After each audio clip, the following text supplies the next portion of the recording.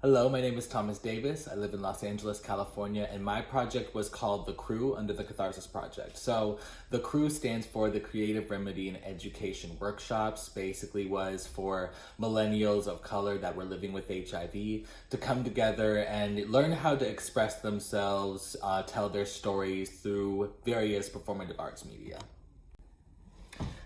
So we involve people living with HIV, but of course having that be all of the participants. If you came to the meeting, you were somebody that was living with HIV.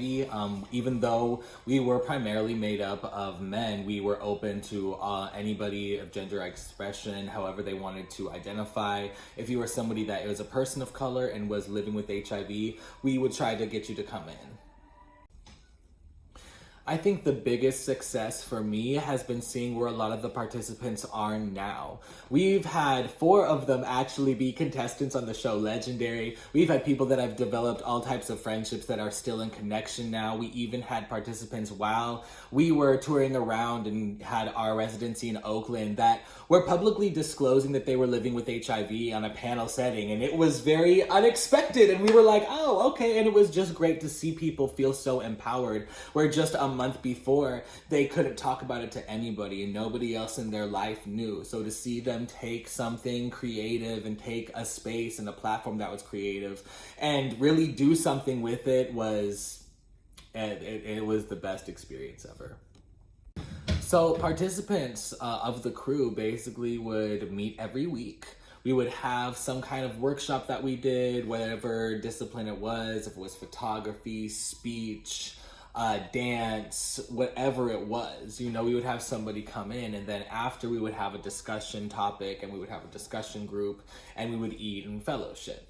So over the course of their participation, we would develop pieces together. We would have group pieces. We would have things where maybe they wanted to write their own monologue or their own song or choreograph their own dance. And what we did at the very end of it was we had a celebration where we had a showcase, and we were able to not just, perform these in front of people, but we were able to create a platform for each participant.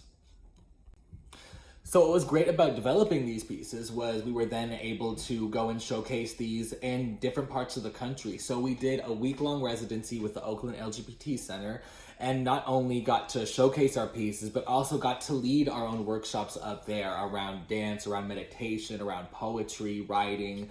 So we were able to take it on the road. We also did a performance in Washington, D.C., and that was where we got to take some of the participants to go and participate in AIDS Watch, and they got to go and actually, be on the ground on the Hill, and, they got to experience something they never experienced before. We were also able to go and perform in New Orleans. Now, this was just a 2-person exhibition, a 2-person showcase, but we were still able to have that and be a part of a presentation and do it in another part of the country. People could see the work that we were doing and really what we were creating out of it.